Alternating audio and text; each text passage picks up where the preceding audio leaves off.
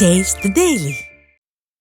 சென்னை திருமங்கலம் பகுதியில் ஸ்டாலின் மாடல் அரசின் அலட்சியத்தின் காரணமாக கழிவுநீர் குழாய் உடைந்து சாலை முழுவதும் கழிவுநீர் வெளியேறியதால் வாகன ஓட்டிகள் இன்னலுக்கு ஆளாகினர். கழிவுநீர் கால்வாய் பணியின் போது தோண்டப்பட்ட பள்ளம் முறையாக மூடப்படாததால் சாலையில் திடீரென உள்வாங்கி கழிவுநீர் குழாய் உடைந்தது. இதன் காரணமாக வெளியேறிய கழிவுநீர் சாலை முழுவதும் ஆக்கிரமித்ததால் வாகன ஓட்டிகள் அவதியடைந்தனர். மேலும் கடும் துர்நாற்றம் வீசுவதால் நோய் தொற்று ஏற்படும் அபாயம் உள்ளதாகவும் மக்கள் அச்சம் தெரிவித்துள்ளனர்.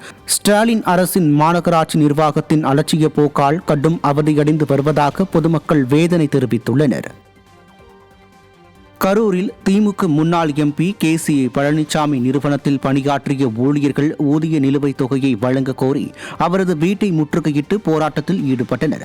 மாயனூரில் KCP பேக்கேஜிங் லிமிடெட் என்ற பெயரில் பாலித்தீன் பை, சிமெண்ட் சாக்கு உள்ளிட்டவை தயாரிக்கும் நிறுவனத்தை KC பழனிசாமி நடத்தி வந்தார். நூற்றுக்கணக்கானோர் பணியாற்றி வந்த இந்த நிறுவனம் கடந்த 2019ஆம் ஆண்டு திடீரென மூடப்பட்டது. மூடப்பட்டு 6 ஆண்டுகள் கடந்தும் தொழிலாளர்களுக்கு ஊதிய நிலுவைத் தொகையை வழங்காமல் இழுத்தடித்து வருவதாக கூறப்படுகிறது.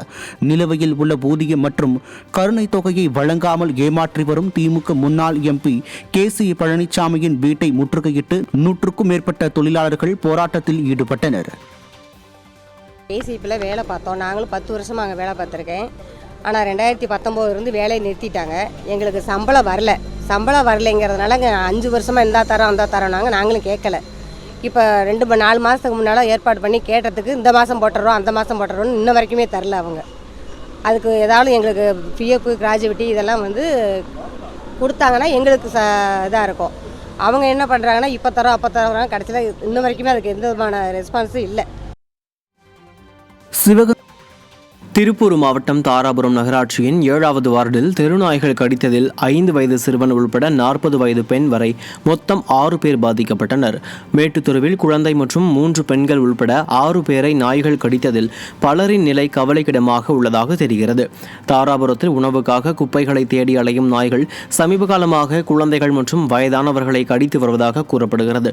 ஏற்கனவே நாய்கள் கூட்டமாக தாக்கி வருவது குறித்து கடந்த வாரம் புகார் அளித்தும் தாராபுரம் நகராட்சி நிர்வாகம் அலட்சியம் காட்டியதாக பொதுமக்கள் குற்றம் சாட்டுகின்றனர். தெருநாயெல்லாம் கொஞ்சம் நிறைய சுற்றிட்டு இருக்குது. அந்த நாய் கரெக்டாக விளையாடி இருக்கும்போது துரத்தி பையனை கடிச்சு போச்சு.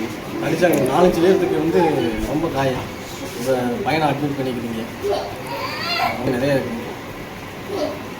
இந்த மாதிரி எவ்வளவோ சொல்லியிருக்கிறாங்க முனிசிபாலிட்டி அவங்ககிட்ட. ஆனால் அவங்க யாரும் கண்டுக்கல. இந்த மாதிரி நிறைய பேர் நடந்துட்டு இருக்குது. இந்த குழந்தைகளுக்கு எதுவும் யாருமே நீங்கள் தான் பார்த்து எதுவும் நடவடிக்கை எடுக்கணும்.